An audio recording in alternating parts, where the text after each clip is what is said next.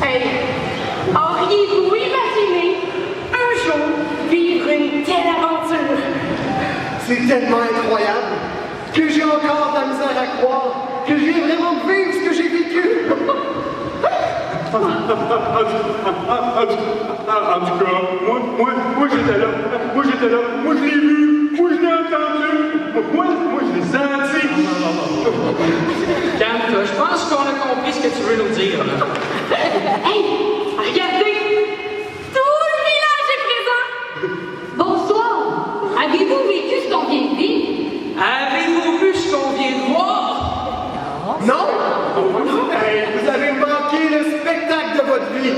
Écoutez, on va vous raconter ce qui nous est arrivé. Ah, que oui, on va vous le raconter, parce qu'on peut pas garder ça pour nous, là. On a vraiment besoin d'en parler. On va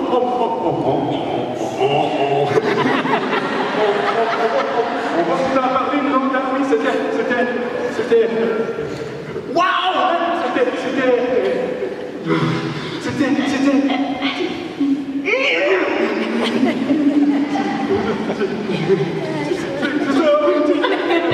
On comprend rien de ce que tu dis, là. On va commencer par le commencement. Les gens du village, là, ils ne nous reconnaissent même pas. C'est vrai qu'on descend pas souvent en ville, hein? On est toujours sur notre colline avec nos troupeaux. Et oui, nous sommes les bergers des environs. On vient pas vous voir souvent parce qu'on doit veiller sur nos troupeaux. Les amener boire, les guider vers les pâturages, les protéger constamment des bêtes sauvages. Oui, les bêtes sauvages. Il y a les grosses bêtes, il y a les petites bêtes. Il y en a de toutes sortes de ces bêtes-là. Voilà-tu pas qu'on s'apprêtait à passer une autre soirée sur la colline avec nos moutons? Oui, comme ça, nous autres, on va arriver de loin les bêtes sauvages. Il y a des grosses bêtes. Donc, on était bien installés pour la nuit, quand tout à coup... Veux-tu te calmer? Tu vas faire peur aux villageois. Oui, mais c'est les anges! Les anges! On regardait, là, le ciel étoilé, puis on a vu quelque chose là au loin s'avancer. Puis là, il y a eu une musique toute douce, qui est devenue de plus en plus forte. Puis ça se rapprochait. Ça se rapprochait de nous. Étrangement, on n'a pas eu peur. On était étonnés, mais on n'a pas eu peur. On a senti une paix dans nous, une paix qu'on n'avait jamais ressentie auparavant. Et à un moment précis, là, on a vu des créatures tellement belles. C'était des anges. Des anges! C'était des anges! On a eu droit à un spectacle magnifique. Pendant un instant, on croyait que la fin du monde était arrivée. Mais on s'est rendu assez rapidement compte que c'était pas la fin du monde. C'était plutôt le début d'un nouveau monde. On comprenait rien, mais on était bien. Ah, qu'on était bien! On était comme figés. Et les anges chantaient, la musique jouait. On aurait voulu demeurer là éternellement. Et le plus beau là-dedans, c'est que les anges, ils nous ont parlé. Ils nous ont annoncé une nouvelle grandiose, une bonne nouvelle. Ils nous ont annoncé qu'un sauveur venait de naître. Un sauveur qui viendrait enfin nous libérer. On comprenait pas trop de quoi les anges parlaient, hein?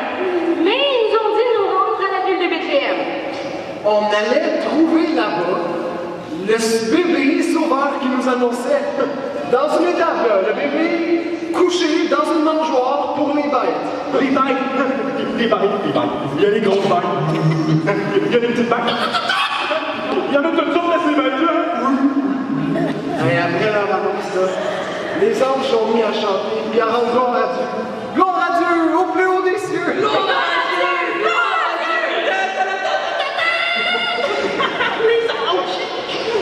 Dieu! Et les anges nous ont quittés tranquillement. Ça nous a pris un certain moment avant de reprendre nos esprits. Et c'est comme si on s'était retrouvés dans un autre monde. Un monde meilleur.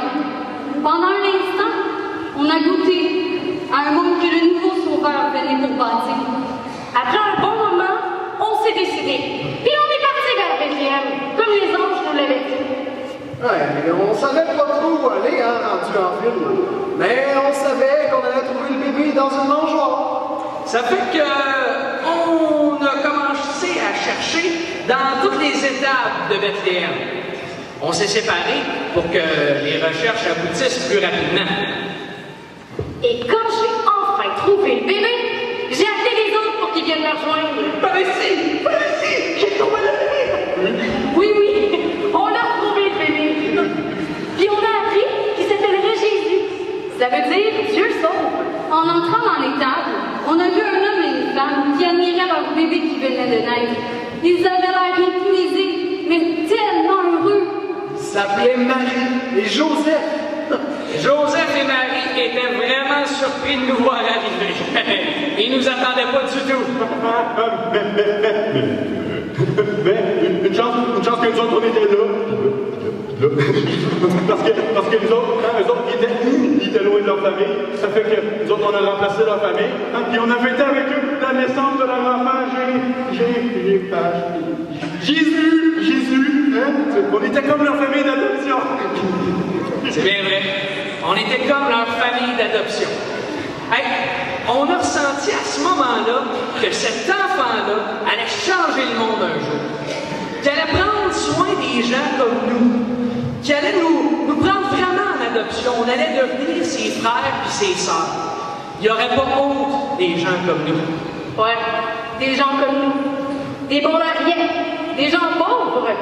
Des gens sans envergure, sans pouvoir, sans grand avenir. Comme disent tous les gens qui nous méprisent parce qu'on est de simples bergers. Des gens comme nous. Des gens bien ordinaires. Peut-être des gens comme nous aussi. Mais on sait qu'il n'y aura pas honte de nous. Parce qu'il est né, là, pauvrement, dans une étable.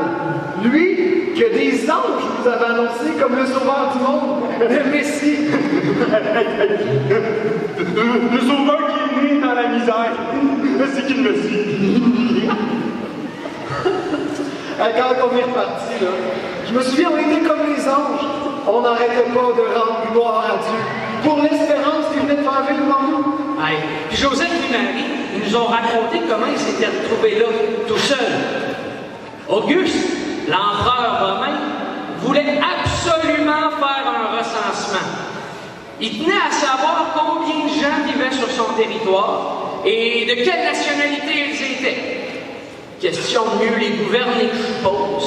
Puis, pour compliquer tout, les gens devaient retourner dans leur ville natale pour se faire recenser. Et Joseph était de la région de Bethléem. Mais le gros problème dans l'histoire, c'est que Marie était enceinte. Ça compliquait les choses pour le voyage parce qu'ils avaient plusieurs jours de route à faire. Mais Marie avait confiance que tout allait bien se passer. C'est vrai ça. Ils sont donc partis avec la famille de leur région pour être sûrs de voyager en sécurité. Vu que Joseph avait un âne, au moins Marie, elle n'aurait pas tout à faire le trajet en pied. Mais ça n'a pas pris de temps que Marie et Joseph se sont retrouvés en arrière de la caravane, tout seuls. Parce que Marie, elle devait souvent arrêter. Pipi! Elle avait envie souvent de pipi! Elle avait mal aux fesses aussi! Oui, elle faisait marcher assis sur l'âne. Ça fait qu'elle devait s'arrêter souvent pour dégourdir ses jambes. Ça fait que Marie et Joseph, ils sont arrivés les derniers à Bethléem. Et ils restaient dans un endroit chaud et confortable pour se loger. C'est comme ça que la jeune famille s'est retrouvée à l'étable. Marie et Joseph, ils étaient émerveillés lorsqu'on leur a raconté ce que nous avions vécu sur notre colline lorsqu'on surveillait nos moutons. Les moutons! Les moutons! Il faut retourner voir les moutons! Les moutons, tout ça! Attends un peu, là. L'histoire est presque finie, on va repartir voir les moutons. Mais fais ça vite! Les moutons! Ben, à partir de ce moment-là, on a compris que plus jamais on allait être seul. Qu'il allait toujours avoir quelqu'un qui allait veiller sur nous, prendre notre défense. Et c'est pas juste pour nous qu'il est venu au monde, c'est aussi pour vous, c'est ça la bonne nouvelle. Après toute cette histoire-là, on est reparti chez nous, puis on chantait pour l'espérance qu'on venait de vivre. L'espérance d'un monde meilleur, l'espérance d'un monde en paix. L'espérance d'un monde en amour. Et notre histoire, ben, elle s'arrête là, pour l'instant. Parce qu'on sait bien que dans le fond, elle fait juste commencer. Puis vous savez quoi? Vous aussi, vous avez été invités à suivre le Seigneur. S'il nous adoptait, nous, qui sommes que de simples bergers, il est évident qu'il vous a adopté vous aussi dans la famille. Wow! Hey! Vraiment gros la famille, hein? Une chance qu'on habite sur une colline, hein? Comme ça on ne manquera pas de place pour accueillir tout le monde. Allez les amis, il faut repartir. Nos moutons nous attendent. Ah, les moutons! On va retirer les moutons!